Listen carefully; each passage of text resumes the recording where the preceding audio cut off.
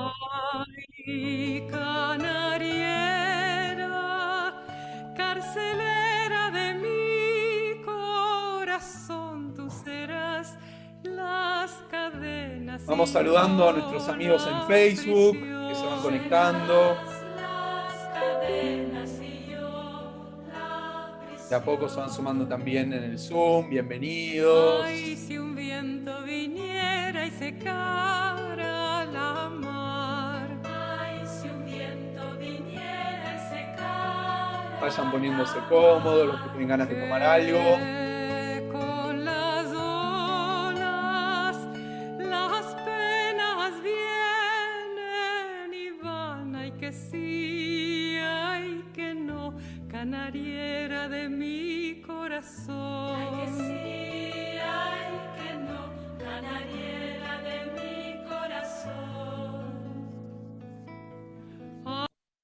Y ahora sí, de a poquito empezamos a vernos las caras, los que estamos en el Zoom. Buenas tardes. Algunos van prendiendo las cámaras. Quiero volver a saludarlos. Hace mucho tiempo que no nos vemos. Y ya tengo que confesar, los extraño. Yo le pregunto a Leo Abadi, Leo, ¿cuándo hacemos un evento que quiero ver a toda la gente del CIDICSEF, que nos están acompañando desde tantos puntos cardinales del planeta? Ahí Roberto me está diciendo que sí, que es verdad, que tengo razón. ¿No, no que sí, Roberto? Sí. La verdad es que los extraño mucho porque si no es con ustedes, ¿con quién aprendo de la cultura sefaradí? Buenas tardes, buenas noches a los que nos están acompañando del otro lado. Creo que tiene que ser al revés, porque de este lado del planeta ya son buenas noches, y aunque del otro lado del hemisferio es de noche, sigue siendo de día, me parece, porque anochece bastante tarde en Europa y en algunos distintos puntos, en Israel también, así que vamos intercambiando un poquito los horarios, pero lo más lindo es que seguimos conectados, que seguimos juntos en esta hermosa comunidad virtual que está haciendo el CIDICSEF hace tanto tiempo, y hoy en un encuentro hermoso y realmente que a mí me atrae mucho, porque me gusta parafrasear a un ex directivo de la Organización Sionista Argentina cuando dice que vamos a tener la oportunidad de hablar del último de los profetas de Israel y de su obra. Yo creo que el disertante Benny Schneid sabe de quién estoy hablando cuando digo esta famosa frase, y a mí me pone muy contento y la verdad que me entusiasma que hablemos de alguien tan importante, no solamente del pasado, sino del presente y también del futuro del pueblo judío como es Herzl. Así que hoy es un placer de verdad presentar Herzl e Israel, cuando la realidad supera al sueño, con Benny Schneid del otro lado como disertante. Bienvenido, Benny, ¿cómo estás? Hola, Erev Tov, buenas noches. Es un gusto, una actividad y mi relación también histórica con el CIDICSEF. Me acuerdo hace muchos años de encuentros, charlas, conferencias y destacar realmente la convicción, la fuerza de cada uno de ustedes, ¿sí? Para llevar adelante no solo la cultura sefaradí, sino lo que hace al vigor y la fortaleza de este pueblo milenario, pero siempre con futuro. Así que, Ilan, gracias por tu permanente actitud, a Leonardo, a María y a todos los miembros del CIDICSEF. Acá te abrimos las puertas no solamente físicas, sino que también virtualmente, para que puedas acompañarnos. Vení, en breve, Leonardo Abadi, quien es miembro de la comisión directiva del CICSEF, va a estar contándonos sobre Beni, pero permitime, antes de terminar con esta presentación, agradecerles como en cada encuentro a las entidades que nos están acompañando con su auspicio, que son la Comunidad Israelita Sefaradí de Chile, el Centro de Estudios Sefardíes de Caracas, la Comunidad Israelita Sefaradí del Uruguay, Centro Cultural Sefaradí de Montevideo, la Sociedad de Beneficencia Israelita Sefaradí del Perú, la Comunidad Hebrea Sefardí de Bogotá, la Comunidad Betel de Argentina, la Comunidad Marroquí Asilva de Buenos Aires y Zapta. Me faltan dos cositas más y le doy la palabra a Leo Abadi. La primera es que tanto los que nos están acompañando en Facebook como quienes nos están acompañando en el Zoom les pido, por favor, me muero de ganas de saber desde dónde nos están viendo, desde dónde nos están acompañando, así que espero ese mensaje contándome desde qué rinconcito del planeta estamos haciendo esta hermosa comunidad virtual del CIDICSEF. Y por el otro lado, quiero invitarlos a que durante la disertación que va a estar dando Beni, nos manden preguntas, porque siempre decimos en el CIDICSEF que estas exposiciones no solamente las hacen los disertantes, sino que también queremos que ustedes también formen parte de todo el evento que hacemos, así que sus preguntas van a ser cruciales para el final poder tener un espacio para ir despejando aquellas dudas que vayan surgiendo. Así que ahora sí, sin más preámbulos, Leonardo Abadi, contanos por favor quién es Beni Geneid. Bueno, buenas tardes a todos, buenas tardes, Beni, un gusto. ¿Cómo está? Yo lo que te Beni pido Geneid, cortito, lo mínimo posible. Gracias, Leonardo, por tu actitud de siempre, ¿eh? bueno, lo trataré de hacer corto, es bastante frondoso, pero vamos a tratar de hacerlo muy corto y espero no haber omitido algo importante. Bueno, en principio Beni, si lo puedo decir, es Benjamín Schneid. Así es. Benjamín Roberto Schneid es sociólogo, psicólogo social, profesor en ciencias judaicas, consultor institucional, profesor universitario, educador y capacitador docente. Fue director de la Fundación Carnegie Gross Hallel y además, entre otras funciones que ha desempeñado, se destacan la de haber sido director del Colegio Tarbut, del Departamento de Estudios Judaicos y Relaciones Institucionales de la Universidad Hebrea de Bar Ilan, director ejecutivo de la Organización Hebrea Maccabi, de los profesorados de formación docente de la comunidad de la Miclalá, de la CNON, del Centro de Estudios Judaicos y Sionistas, fue presidente de la Asociación de Profesionales de la Comunidad Judía Argentina y se desempeñó como director ejecutivo de la organización sionista Maccabi. También es un amigo muy querido de nuestra institución. Esto no figura en el currículum de él, sino figura en el currículum de nuestra institución, porque con su amistad nos honra. Así que te doy la bienvenida, Beni. Seguramente la vida, la historia de la vida de Herzl, la historia de su sueño, el pasado, el presente y el futuro del Estado de Israel tienen alguna vuelta más de tuerca que vos nos sabrás explicar con tu charla. Bienvenido. Gracias. Gracias, Leonardo. Gracias por tu calidez. Y la verdad que me emociona esta receptibilidad. En realidad, Herzl nos permite hablar del pasado, pero más del pasado, del futuro. Y yo me permito a cada uno de ustedes que están aquí y en los diferentes países, que cierren los ojos y simplemente mediten un segundo qué sería hoy del pueblo judío si no existiera el Estado judío. Repito esta inquietud. Piense y cada uno intente responderse qué sería hoy del pueblo judío sin el Estado de Israel.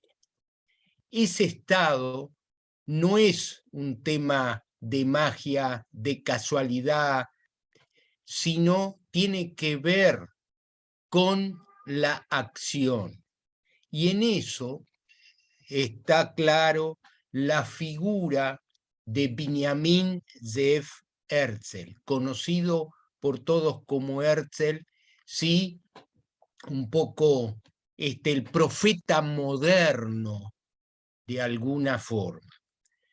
Quiero destacar que es plausible que todo lo que él haya pensado, lo que haya realmente dimensionado, fue superado por la realidad. En el Monte Herzl, en Jerusalén, se encuentra el Museo Herzl y le sugiero a cada uno que pase por Israel, que visite, que vaya al Museo Herzl. Y entre otras cosas, Herzl, en un corto que se pasó, la pregunta es, ¿qué diría hoy Herzl si viera a Israel? Así como les pedí que cierren los ojos y piensen qué sería del pueblo judío sin Herzl, Piensen, si Herzl vería hoy Medinat Israel, ¿qué diría? Y destaco y rescato de ese material que Herzl, y por supuesto que este es un mensaje de la edición del material, dijo: yo apenas pude construir los cimientos, yo di la base, pero ahora cada generación debe construir un piso adicional. Y de esto se trata. Herzl, que provenía de una familia muy rápido asimilada, por supuesto que se incorpora a la militancia judía, diría yo, cuando toma conciencia que evidentemente hagamos lo que hagamos, no nos van a aceptar en la sociedad moderna. Todos sabemos, y no voy a desarrollar, el caso Dreyfus, cuando se juzgó a ese militar, donde él, como periodista del periódico Neue Freie Presse de esa época, se da cuenta que lo están acusando a Dreyfus de traidor por su origen. Y fíjense ustedes que este comportamiento también lo vemos en otros momentos de la historia y en otros países. El culpable. Herzl ya estaba al final de lo que fue toda la corriente iluminista, de lo que fue el pensamiento sin de Mendelssohn, que ustedes sí deben recordar. El iluminismo, de alguna forma, planteaba que, bueno, tenemos que integrarnos a toda la sociedad, e incluso solían decir estas palabras muy gráficas, donde, bueno, en casa será judío, cuando salís sos un hombre. Es decir, se pretendía, a partir de lo que fue el movimiento de la Ilustración, el iluminismo, se pretendía que si uno se maneja y se conduce según todos los códigos externos y la identidad judía solamente en casa, bueno, se resolvería el problema judío. Y Herzl toma conciencia que el problema es que no nos aceptan. Hagamos lo que hagamos, renunciemos a los que renunciemos, no nos van a aceptar. Y la sabiduría de Herzl tiene que ver con esa capacidad de lectura anticipatoria. Era la época del despertar, siglo XIX, despertar de los nacionalismos. Y él toma conciencia, no solo que si nos aceptarían, dijo Herzl, si nos permitirían integrarnos a toda la sociedad civil. Nosotros seríamos unos más, pero no nos quieren aceptar. Y entonces comienza a buscar lo que se conoce como el charter, ese documento, testimonio certificado del reconocimiento de un hogar, de una patria judía. Les voy a decir que previo a Herzl ya existieron pensamientos del retorno a Israel. Ya hubo lo que se llaman los precursores del sionismo. Años antes, con las desgracias de Europa, las persecuciones, los pogroms, ¿sí? El antisemitismo de aquella época, ya existieron incluso dentro de rabinos, y nombro a dos nada más, el rabino Kalischer, el rabino Alcalay, tomaron conciencia que solo con la plegaria no es suficiente. ¿Y qué decían? Que nosotros podemos acelerar la llegada nosotros podemos recortar el tiempo y va a llegar, no solo el Mesías. Y entonces Kalischer, Alcalá y otros precursores solían decir, yo también tengo que hacer algo para tener nuestra patria. Interesante que, entre otros pensadores, también analistas sociales históricos, como Pinsker, que León Pinsker habrán escuchado ustedes, cuando la corriente de Mendelssohn, de la Ilustración, era la emancipación. Nos debemos emancipar, vivamos solo como judíos en las casas y afuera, como todos. Entonces, Pinsker escribió un libro que se llama autoemancipación. ¿Qué emancipación? Es la autoemancipación. Si yo no genero, no gestiono, no me libero, no voy a obtener emancipación.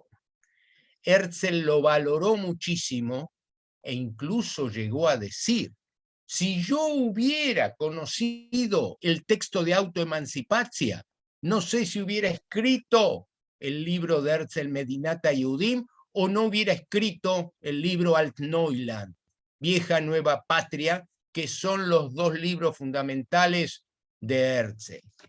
Les voy a leer una síntesis de Pinsker, donde sintetiza la imagen del judío para las diferentes opiniones, cómo se lo veía, y yo lamentablemente tengo que decir, con el recrudecimiento más o menos elegante que estamos viviendo hoy, siglo XXI en el mundo, las nuevas corrientes para denostar al judío, con programas como BDS, etcétera, etcétera, no quiero extenderme, pero hay un resurgimiento, quizás con la elegancia de decir, yo con el judío no tengo nada, por eso el enemigo es Israel y hay que destruirlo. Y en su libro, Pinsker, en autoemancipación como respuesta a todo el movimiento iluminista y la Ilustración, él escribió, el judío para los vivos es un muerto, para los nativos es un extraño, para los afincados un vagabundo, para los ricos un mendigo miserable, para los pobres un millonario explotador. Para patriotas, el judío es una apátrida, y para todo el mundo, un envidiado competidor. Muy interesante esta síntesis, que es cómo nos ven para incentivar a la construcción, evidentemente, de lo que sería el camino a tener una patria. Herzl instaló el tema, ya que se lo considera como el profeta moderno, su sionismo, y la palabra Sion viene de Zion, Kimitzion, Teitze Torah, Dvar Hashem, de Zion sinónimo de Jerusalén, etcétera, etcétera. Y la verdad que son las dos caras de la misma moneda, judío, sionista, y Herzl concibió lo que fue el puntapié inicial en el año 1897, a un año del caso Dreyfus, ¿sí? Donde ya se habían dado los pogroms en Rusia y los judíos deambulando por el mundo. Organiza en Basilea, Suiza, fines de agosto, 1897, el primer congreso sionista. Impensable. La locura, la obsesión, pero la convicción que ese era el camino. Y les quiero comentar que no fue fácil. tuvo muchos detractores, no solo aquellos que desconfiaban, aquellos que también lo combatían porque tenían miedo de perder algo en los países donde vivían. Pero se logró ese congreso donde se comienza a diseñar el proyecto. El proyecto es llegar a tener nuestra patria. Herzl, y en esa foto en el balcón de Basilea, donde él sale, y realmente me parece que en ese balcón él miró a todo el pueblo judío, y donde dijo, creo que hoy fundé el Estado, con mucha humildad. Él dijo lo que en hebreo tiene un peso importante, Amediná Baderech. El Estado está en marcha. El Estado está en marcha. Interesante. Les voy a leer algunos puntos del libro El Estado Judío, del pensamiento de Herzl. Y fíjense en ustedes que aquí hay ideas, hay conceptos que están vigentes. Dice que nadie es lo bastante fuerte o bastante rico para transportar un pueblo de una residencia a otro. Esto puede hacerlo solamente una idea. La idea de un Estado posee tal poder. Los judíos no han cesado, y acá desarrolla lo que todos sabemos. Durante miles de años se soñaba Israel. Durante cientos de años se pensaba. Y Javerim, entre otras cosas, y para hacer fin que estamos en el Sidiksef, Yehuda Leví, el cantor, el poeta de la Edad Media, él nació en 1087, murió en 1141, Yehuda Leví escribió Siónidas. Y traigo esto como ejemplo, donde en el interior y la profundidad emocional y mental y física de todo judío, la mirada era a Sion o a Jerusalén como sinónimo de la tierra y el lugar propio. Y Yehuda Leví decía, tengo el corazón en el oriente, mientras que yo habito en el confín en occidente. Cómo saborear mi comida y cómo disfrutarla, cómo concretar mis ansias y mis votos, mientras Sion está bajo el yugo de los enemigos. Abandonaría sin pena todo el bien de Sefarat a cambio de los polvorines, las ruinas del sagrado templo. Y corto. Este es un ejemplo donde hasta nuestros días y por futuro, esa mirada a Israel está presente en la oración, en los textos, en las ceremonias, en las festividades. Sabemos todos que en Pesaj no solamente se coloca una copa más que simbólica, la copa del Eliyahu Anabí. Les quiero comentar que este año no sé si vino, dejamos la puerta abierta, no sé si vino quizás por el COVID, no sé, pero estaba la copa y estaba el deseo. Pero cuando termina Pesaj, terminamos el Seder, la frase es Leshaná Abba Yerushalayim, el año entrante en Jerusalén. Y cuando termina Yamim Noraim, los días más sublimes del judaísmo, Rosh Hashanah y Yom Kippur, con ayuno, sin ayuno, no solo se canta la tikva, sino se emite esa frase el año entrante, Beshaná Abba Yerushalayim. Fíjense en ustedes cómo esto está corporizado como parte de la identidad nacional, cultural del pueblo judío. Y Herzl, entre otras cosas, que luchó mucho para conseguir ese charter, con el sultán y con esta alternativa. Cuando vio la dificultad de la tierra de Israel, pensó en Uganda, se pensó también allá en Siberia, en Birobidzhan, ¿se acuerdan Birobidzhan? Como alternativa, porque él buscaba el charter, el lugar. Y muchos como Sishkin y otros ideólogos lo cuestionaban teniendo razón y decían, digo en hebreo ya traduzco, Anachnu Tzionei Tzion, Velo Tzionei Uganda. Decían, nosotros somos sionistas de Israel, no somos sionistas de Uganda. Herzl, en esa obsesión y ceguera de conseguir ese charter, estaba dispuesto a ver esas alternativas. Pero Herzl, como soñador, decía, creo que surgirá de la tierra una generación de judíos admirables. Resurgirán los macabeos. Esto decía Herzl. Repitamos las palabras del principio. Im tirtzu ein zoagadá. Los judíos que lo quieran no será una leyenda.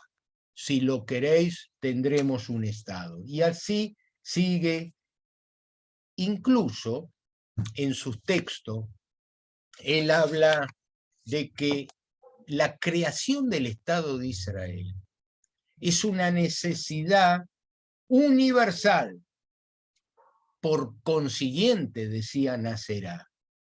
Y fíjense en ustedes su visión, lo que es Israel hoy, lo que Israel está sobre el mapa mundi.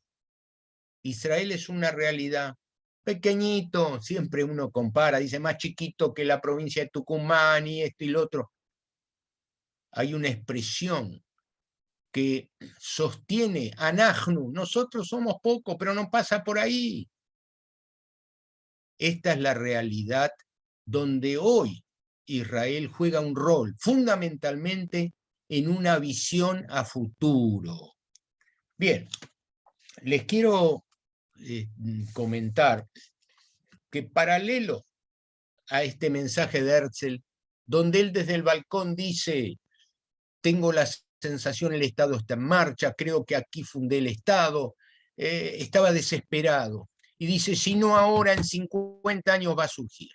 Herzl nació en 1860, murió en 1904, 44 años.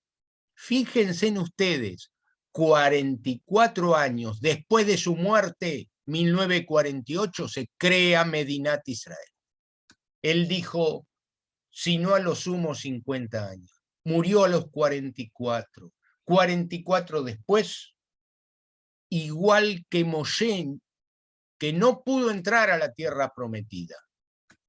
Herzl, 44 años antes, predijo, y esa fue su gran visión, y por eso el sionismo de Herzl, el sionismo político. Nosotros, Javerín,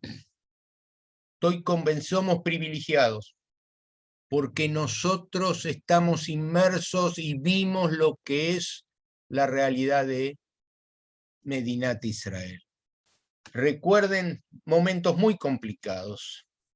Yo me acuerdo haber leído, sí, que cuando se crea el Estado, en Mayo e Iyar, y Ben Gurión tuvo la sagacidad de decir hoy, Israel estaba bajo el mandato británico, los ataques, sí, de los árabes, y entonces declara la independencia. ¿Y qué dijo? Me acuerdo ese texto, dice, en este país, el que no cree en milagros no es realista. Así decía Ben Gurión, el que lo cree en milagros no es realista. Y veía cómo la gente bailaba, estaba enfervecida, enfurbecida, contenta en su día, los rikudim, los bailes, la alegría, el entusiasmo.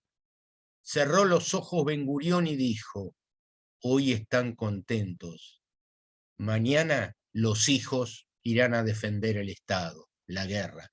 Y así de guerra en guerra, muchachos, chicas. Así vimos el 48, el 56, la guerra de los 6 días, la guerra de Yom Kippur, las intifadas, y hasta hoy en día, y cada día más se está complicando, los ataques terroristas que se padece en Israel. ¿Se acuerdan? Yo siempre traigo como ejemplo y le transmito a los alumnos esa canción donde un padre emocionado le promete a su hijo, Zo tiye milhamá achrona, después de tal guerra, esta es la última, pero lamentablemente el conflicto continúa, con otros matices, con otras características, pero continúa. No quiero dejar, entre los machetes que tengo, de leerles qué entendía el pibe Herzl por este sionismo. Él decía, y esto es interesante, porque hay una discusión, que enseguida voy a hacer algunos comentarios más, espero no olvidarme, que hay corrientes de pensamiento, corrientes filosóficas e históricas que hablan de el sionismo se terminó. Si se creó el Estado, tenemos Medinat Israel, se terminó el sionismo. Bien, y Herzl decía que el sionismo, interesante, por favor, decía, es un ideal eterno. Y yo a veces, sin entrar en mística, digo, ¿no será ese mensaje de Eliau?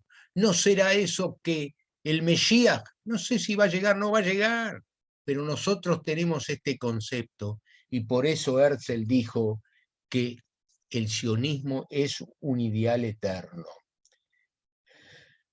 El sionismo es un ideal eterno y aun cuando Eretz Israel se transforme en Estado, decía Herzl, no dejará el sionismo de ser una aspiración. El sionismo, tal como yo lo entiendo, no aspira solo a hallar para el pueblo judío una patria, sino que tiende a la perfección espiritual y moral. Por eso, en este mensaje anticipatorio, no solamente está en el pensamiento sionista tener el Estado. Por supuesto, estamos en el mapa mundi, estamos en el globo terráqueo, pero él dice, el sionismo es un ideal sin fin, porque siempre hay metas que hay que seguir cumpliendo. Y el sionismo, buscando una sociedad equilibrada, equitativa, igualdad, algo que tenga que ver con esas profecías de los textos sagrados. Por eso es un ideal eterno. Hay muchos académicos, incluso con muchos de ellos en las universidades discutidos, donde dicen, el sionismo terminó, ya tenemos el Estado de Israel, y evidentemente nosotros estamos hablando de un ideal que nunca será fin. Es infinito porque siempre, como la condición humana, existe lo que es la superación. Y por eso el sueño nunca termina, porque en realidad, en el caso de Herzl, la realidad superó el sueño. Si Herzl, como les pedí que piensen, vería lo que es hoy Israel, no entendería nada. En su libro, Herzl, no en Medinat Yehudim, en su libro Vieja Nueva Patria, Alt-Neuland, Vieja Nueva Patria, él desarrolla interesante cómo iba a ser ese país, cómo iba a producir, las relaciones sociales. Y si Herzl vería lo que soy Israel, dice, la realidad superó mi deseo. Y de esto como un mensaje que nosotros tenemos. Hoy Israel, piensen ustedes que en 1948, ¿sí? En Israel dato más, dato menos, había una población de 600.000 habitantes. Estoy hablando 600.000 habitantes. Hoy, aproximadamente, la población total, que incluye a los árabes, cristianos, kurdos, ¿sí? Drusos, diferentes comunidades, tenemos una población que supera los 9.200.000, habitantes. Fíjense ustedes ese crecimiento. Y les quiero comentar que de esos 9 millones plus, 7,5 millones, ¿sí? Un poco más, un poco, son judíos. Quiere decir que la población judía superó lo que se solía decir hace varios años atrás y que todos escuchaban. ¡Ey! La mayoría del pueblo judío está viviendo en Estados Unidos. ¿Se acuerdan? Se decía, hay 6 millones de judíos, y después cuánto hay en Francia, cuánto hay en Inglaterra, cuánto hay en la Argentina. ¿Sí? Hoy Israel superó esa cifra. No lo digo por competencia, lo digo por realidad. Hoy la mayoría está concentrada en Israel, y también el tema de la dispersión es parte de la realidad milenaria de Am Israel. Las grandes creaciones culturales, ¿sí? Científicas, se han dado en la Golá. El Talmud babilónico es el que hoy se utiliza, fue escrito en Babel. No quiero entrar en esa creación. Quiere decir que hay una pertenencia. Bien, piensen ustedes que hoy el pueblo judío está hablando, su mayoría, y está hablando lo que hoy implica Israel en el mundo. Lo que es el potencial israelí, que ahora quiero comentar 2 o 3 cosas. Uno de los pensamientos, recuerdan ustedes, que tenía que ver con el mensaje del sionismo. En la segunda aliá, ¿sí? En principios del siglo XX, Aleph David Gordon, distintas figuras de la concreción en Israel, solía tener claro que el judío debía conquistar el trabajo, porque había tareas, oficios que en Europa el judío no conocía y no hacía. Había que conquistar el trabajo, que estaba mucho en manos de los árabes. Y no solo el trabajo, había que conquistar la Haganá, es decir, la Haganá en el sentido de la defensa de Israel.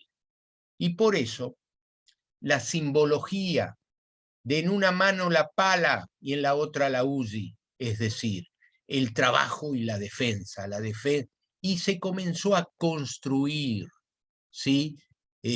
Hay muchos personajes en la concreción, como Montefiore y otro, Mikvé Israel, la primera escuela agrícola, interesante. Bien, había un concepto, hasta hace 30, 40 años atrás, la idea de la concentración de las diásporas, los que en hebreo y los movimientos solía decir kibutz galuyot. Acá me río porque muchos dicen, ¿dónde queda ese kibutz? No, no es un kibutz, es un concepto. El concepto de kibutz galuyot es la concentración de las diásporas.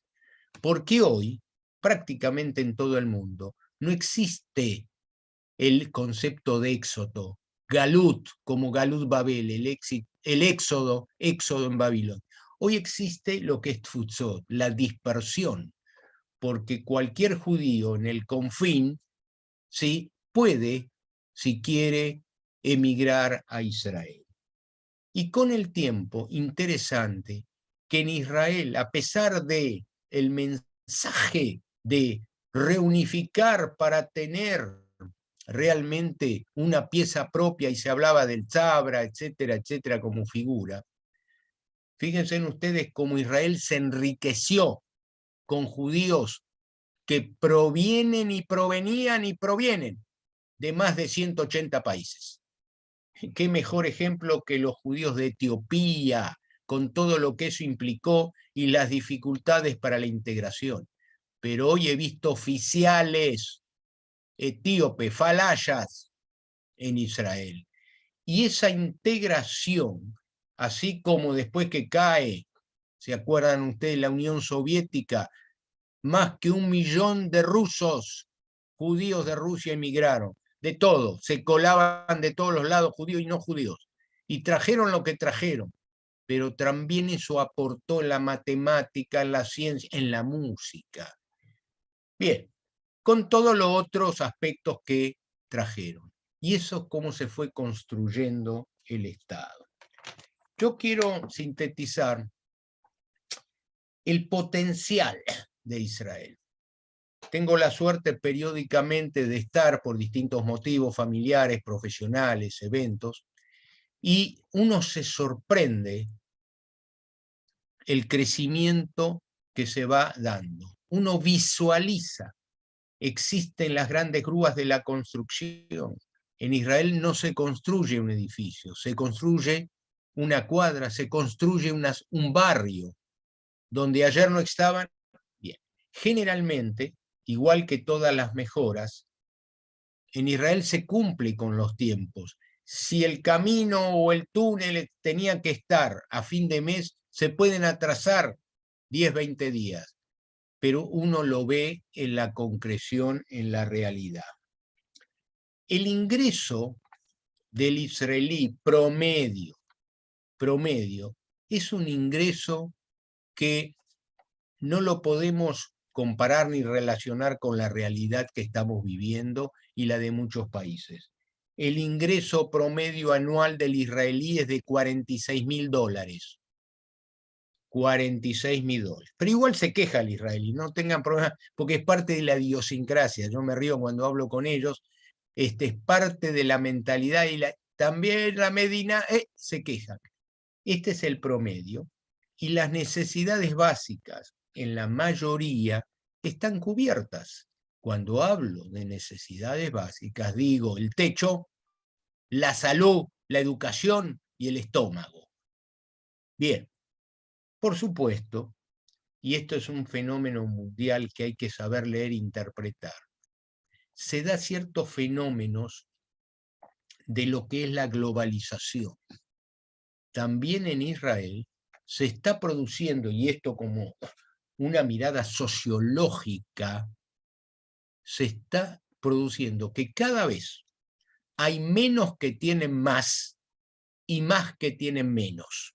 Reitero, hay una mayor concentración en menos, fundamentalmente por todo lo que es, ¿sí?, startup, lo que es inteligencia artificial, los productos. Nosotros acá ni sabemos, pero cuando subís al coche, pones el Waze y llegás seguro y te dice, che, tené cuidado que en la otra cuadra, fíjate que atrás. Es un invento israelí. El pendrive. Entonces, traigo esto como ejemplo, porque esos productos, ¿sí?, esos productos tienen un costo millonario. ¿Entienden? Entonces, estos son procesos que van mucho más allá, y quiero que me entiendan, de blanco o negro, de bueno o malo, es el desarrollo. Como también les quiero comentar que lo que fue la base de la agricultura, el desarrollo de no solo el kibutz, el moshav shitufi, distintas formas sociales, grupales que construían el Estado y mejoraban las condiciones de vida. Hoy, la mayoría de los kibutzim, diría, se han privatizado. Y hay kibutzim realmente que han desarrollado tecnología, industria. Ustedes escucharon hablar del kibutz donde hay muchos argentinos, Mefalsim, al sur de Beersheba, con todo lo que tiene que ver en la fábrica Netafim, que es todo el proceso de irrigación artificial. Y eso, por supuesto, que es alta tecnología, que las condiciones de los Javerim del kibutz, ¿sí?, han subido. Por una cuestión de sobrinos, estuve este año, hace un mes atrás, sí, ya que, gracias, Leonardo dijo, fui director ejecutivo cerca de 20 años de la Organización Sionista Argentina. Con muchos de ustedes festejábamos los actos en el Luna Park. Y este año estuve, ¿dónde? Estuve al lado de Gaza, estuve en la Franja de Gaza, en el Kibutz Nirim. Miraba por la ventana y estaban los muchachos ahí enfrente. ¿Por qué les relato esto?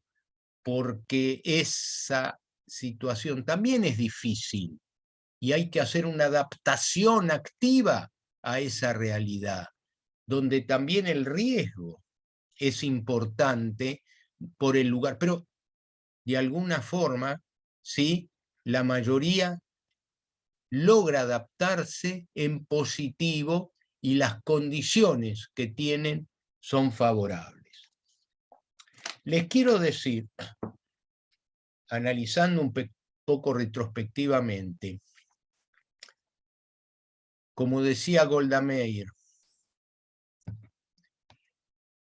tomo conciencia si soy fuerte cuando me atacan. Uno de los temas fundamentales, así como Herzl se anticipó, es que la seguridad de Israel tiene que ver con la anticipación, porque precisamente hay que evitar que ocurra y por eso hay lo que se llama no inteligencia, contrainteligencia, para evitar, y así se evitó, y no es nuestro tema, muchos ataques y atentados.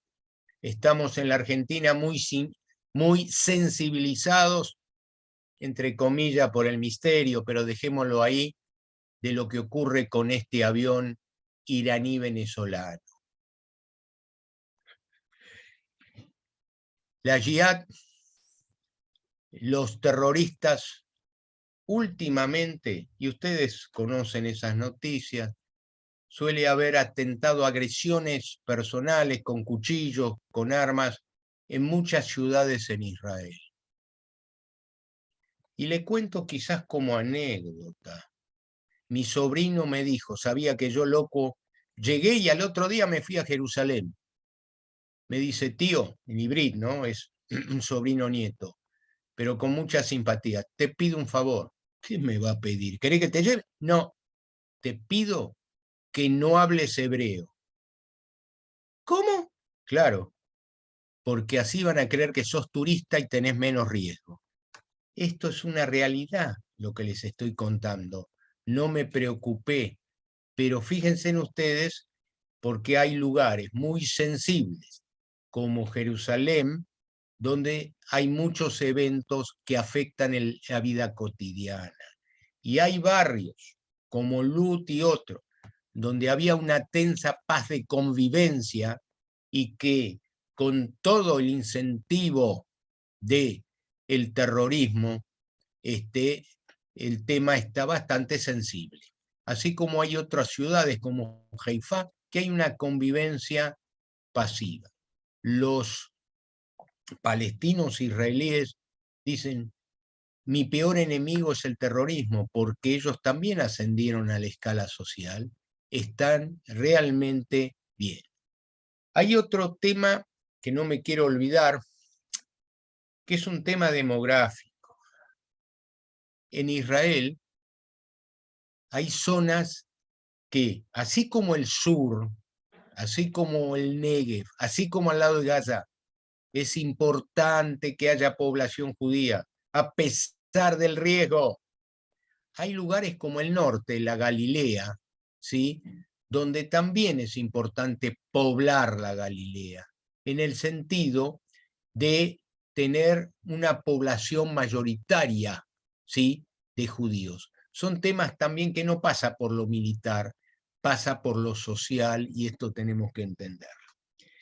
Quiero destacar, porque tendríamos para varias reuniones y trato de sintetizar, cómo Herzl y cómo se concretó este sueño que supera, esta realidad que supera el sueño. Primero y fundamental, Israel fue un país de pantanos. Israel, un país donde no existían, no hay riquezas naturales. Ustedes recuerdan de chico, como solían decir, pero mirá vos, los árabes, Nasser, etcétera, tenían petróleo. Nosotros en Israel no había riquezas naturales y había que producir. No es casualidad. ¿Sí? Los programas agrícolas, lo que tiene que ver con el agua. Hay procesos de desalinización de hace muchos años. Muchos de ustedes recuerdan que lo más indispensable en Israel era la gota de agua. Yo me acuerdo haber ido la primera vez, decían, Shmor alcohol, cuidado, cada gotita, porque hoy hay gotazas por distintas tecnologías, ¿sí?, que tienen que ver con los vientos, la temperatura, que generan agua, aparte de la desalinización. Entonces, algo creo, es una opinión personal, que motivó a la construcción fue esa falta de riquezas naturales.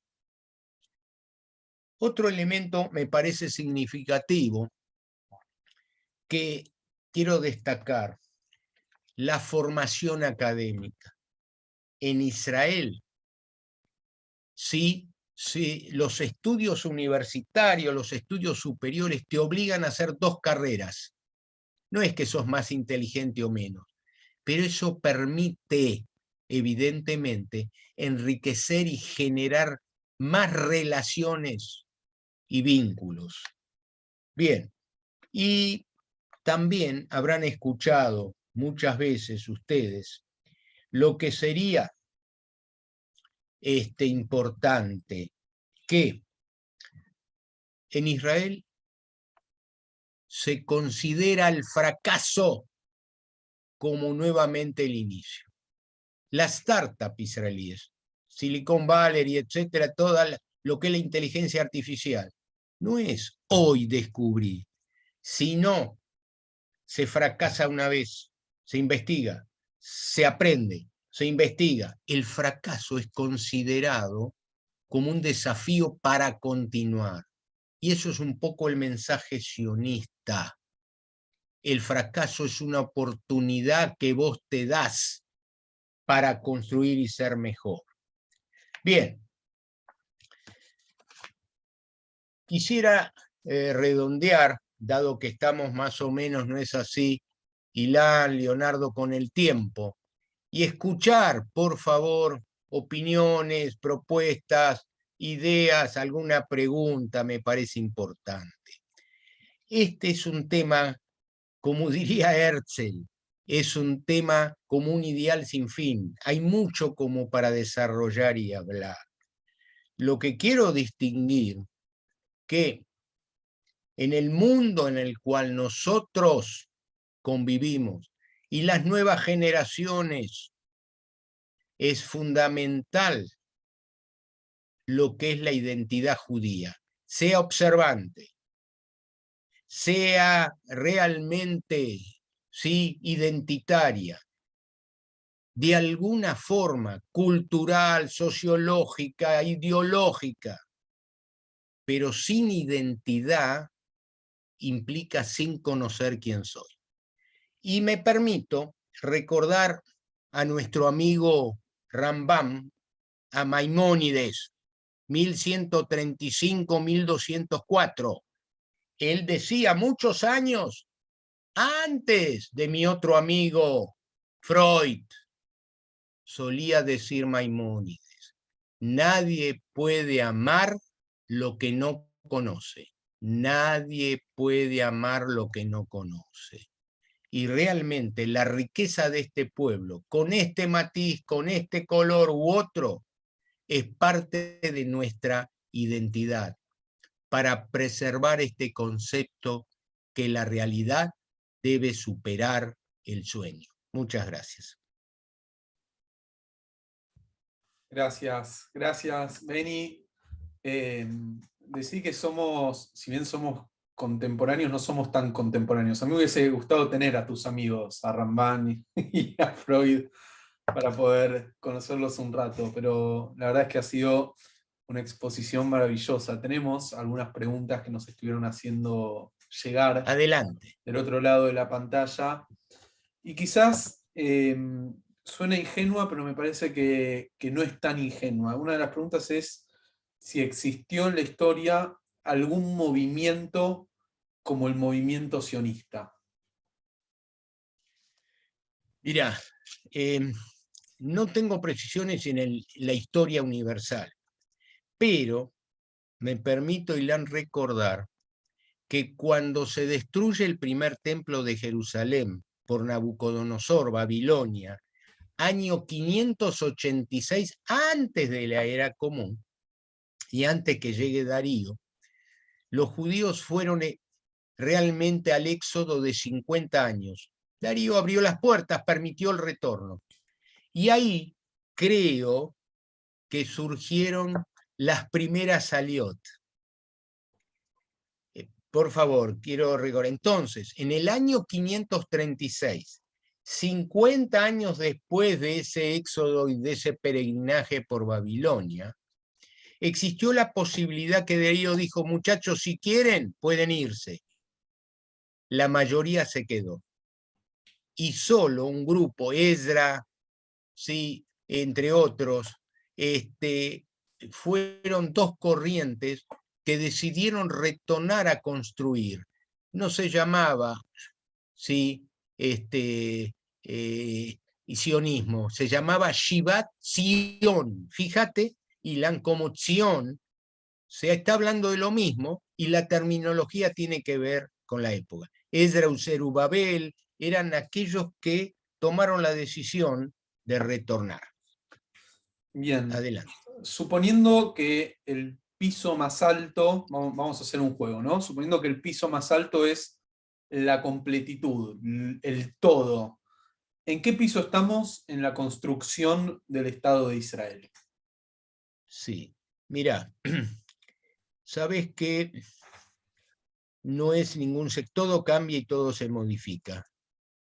Las cosas que hoy vemos en el mundo eran impensables, en lo bueno y en lo malo. Las miserias humanas, cosa que uno no entiende, fíjense en lo que pasa en Europa, etcétera, no podemos comprender porque el hombre parece que no aprende nada. Entonces, yo creo que siempre hay que estar atento y responder adecuadamente. No puedo decir que tengo las soluciones, pero siempre al decir de Herzl, ya que es nuestro tema de hoy, podemos modificar. ¿Se acuerdan esa expresión aquí en la historia? El silencio de los inocentes. Bien, y ¿sabes qué?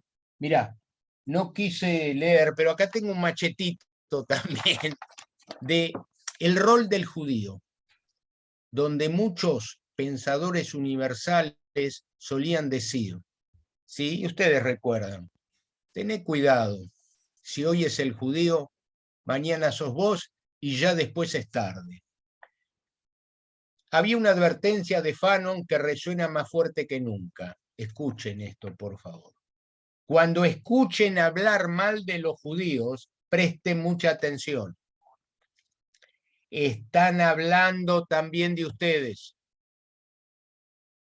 Prager, un pensador, lo ilustró de la siguiente forma. Hay una metáfora, la metáfora del canario. El judío se parecería al canario que los mineros llevaban en sus cascos al internarse en una mina. Si había gases tóxicos, el primero en morir era el canario. Y así quedaban avisados los demás.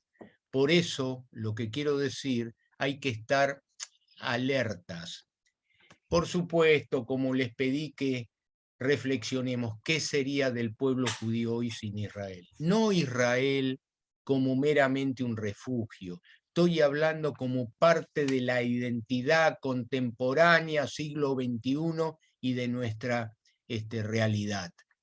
Y por supuesto, esta es la sabiduría judía. Siempre se habla, y ahora que pasó Shavuot, se habla de Tikkun Olam. Hay que mejorar, modificar el mundo, siempre hay.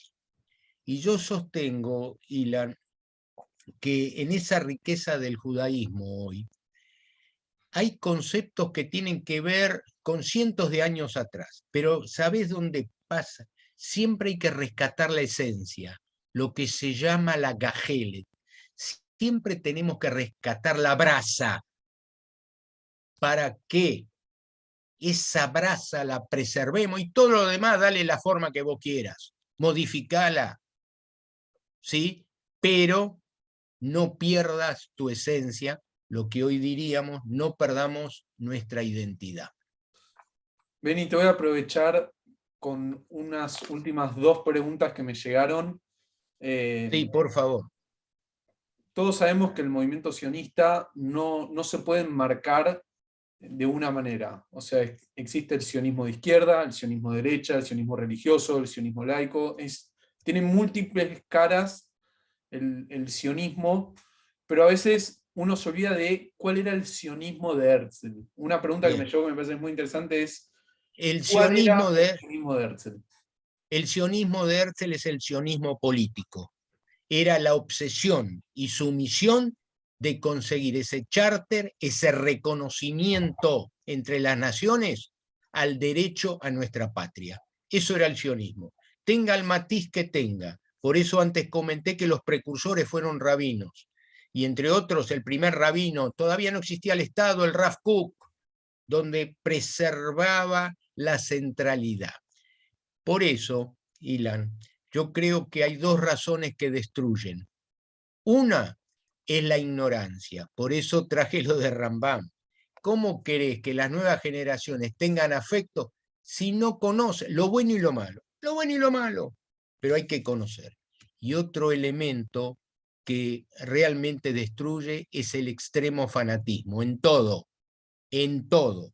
En Israel, los Haridim de última extrema, y en el mundo esas posiciones extremistas, ¿sí?, de fanáticos, bueno, son los que destruyen y cada uno de nosotros tiene ejemplos de lo que pasa en el mundo y lo que pasa en la Argentina, porque esos fanatismos demuestran debilidad, demuestran desconocimiento y demuestran la incapacidad de lo que hoy en sociología tiene mucho que ver, que es trabajar en la diversidad. Trabajar en la diversidad no implica renunciar, implica reconocer las diferencias del otro, como quiero que me las reconozcan a mí. Y tengo los mismos derechos y deberes que cualquier ciudadano. Sí, adelante. Voy a cerrar con una pregunta, pero esta me la voy a atribuir a mí. Es una pregunta que está buena para cerrar y que tiene que ver con mucho lo que vos decís y con mucho lo que vos transmitís.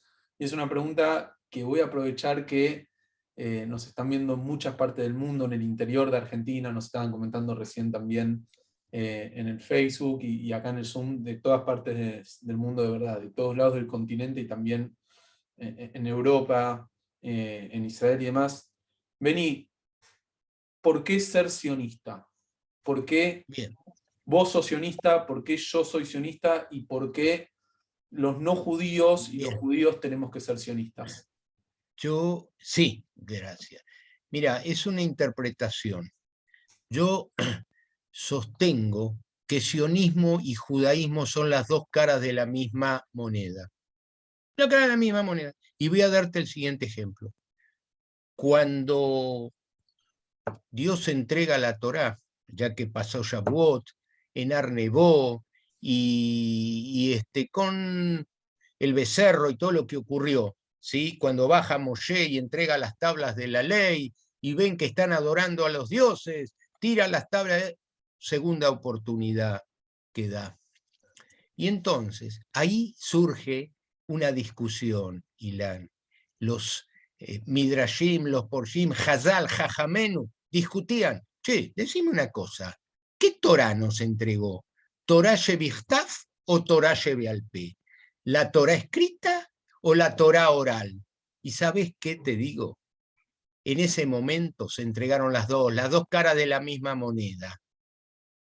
Eso es quizás como respuesta, en el sentido, sé que hay diferencias. Lo que pondero es que hoy, ser sionista o ser judío, estamos hablando de la misma esencia histórica con proyección futura. Por eso, cuando nosotros cantamos el Atikva, tiene que ver con este mensaje, el mensaje de una esperanza siempre vigente, porque siempre se puede mejorar o modificar Tikkun Olam. Y de esto sostengo que es muy importante. Y la frase sería, Am Israel Hay Bekayam. El pueblo judío vive y subsiste. Pero lo digo con humildad. También quiero destacar que esto es para otro tema. Hay pensadores que dicen, tengan cuidado con los triunfos de Israel. Estoy hablando de filósofos, pensadores israelíes, como el rabino Yeshayahu Leibovich y otros, solían decir, ojo con el exitismo, ojo con el triunfalismo. Bueno, son otros temas de la cultura, porque siempre uno intenta el equilibrio. No es fácil, no es fácil. Pero, si me permitís, vos fijate, este gobierno hoy de Israel, conformado por 8 grupos, cuando surge, pero esto se acaba pronto. Entonces yo diría con este mensaje, y ojalá se pueda continuar, no es fácil, ¿sí? La verdad, como dijo Ben Gurión, en este país el que no cree en milagros no es realista. Bueno, este gobierno fue un milagro. No, hay que ser realista. Me entendieron la ironía, ¿no? Exactamente, exactamente. Me gusta terminar de esta manera, Beni. Me gusta terminar pensando no solamente en el pasado, porque Israel es mucho del pasado, el sionismo es mucho del pasado, sino también del presente y, como dijimos en el principio, del futuro. Cuando vos hablás de Am Israel Hay Bekayam, creo que los acuerdos de Abraham abrieron esa ilusión y esa esperanza de que se puede vivir de una mejor forma de Israel con sus vecinos, de los judíos en el mundo, de poder estar transitando, ¿no? Me parece que es una linda manera de mostrar una cara completamente diferente. El sionismo el sionismo de Herzl se crea por una situación incómoda de discriminación, de antisemitismo, y hoy vemos cómo en cada vez más lugares los judíos podemos caminar libremente. Obviamente que hay matices, y obviamente que siempre hay algo por hacer y por mejorar, pero cada vez más los judíos pueden transitar en más países de forma libre, sin andar ocultándose. Así que me parece que de eso se trata, y de eso Israel y el mundo sionista supo superar el sueño de su padre creador. Por eso le digo al Sidicsef, la próxima reunión la voy a transmitir desde Dubái. Bueno, me parece que está muy bien. Me parece que está muy bien, Beni. Si necesitas que te modere desde Dubái, también te acompaño. Sí, es un gusto, es un No gusto. tengo Sí, problema. tenés razón. Eso demuestra cómo se puede dar, superar, y está claro también que los Emiratos Árabes, Marruecos, etcétera, saben que en el futuro el petróleo va a ocupar otro lugar, hay nuevas riquezas, y la riqueza de tecnología y alta tecnología de Israel puede aportar. Y ustedes saben que en los intereses todo eso juega. Por eso, a pesar que algunos me cuestionan, digo, hace falta un Israel fuerte. Fuerte con prevención y acción. Con el equilibrio, por supuesto. Y sin el exitismo y el triunfalismo. Pero esa es la realidad. Bien. Beni, gracias por tu tiempo. Lo despedimos a Beni con un gran aplauso ahí de todas partes del mundo. Lo vas a estar viendo del otro lado de la pantalla. La verdad es que ha sido un hermoso encuentro el que hemos tenido junto a vos, y esperamos verte nuevamente acompañándonos. De verdad, con mucho gusto. gracias. Gracias por la hospitalidad. Gracias Ilan, gracias Leonardo, María, toda la comisión, a Mario Cohen, que sé que está presente. Y Shalom Ulitraot, Shalom, y nos veremos y a vuestra disposición CIDICSEF. Hablamos. Gran abrazo, Beni, y como siempre, gracias Gracias. inmenso a la comisión directiva del CIDICSEF que nos permite organizar estos encuentros. Será hasta la próxima. Quédense ahí en nuestras redes sociales que vamos a estar informando después del próximo encuentro. Gracias a todos, que terminen bien la semana y nos estaremos reencontrando. Cariños y hasta la próxima.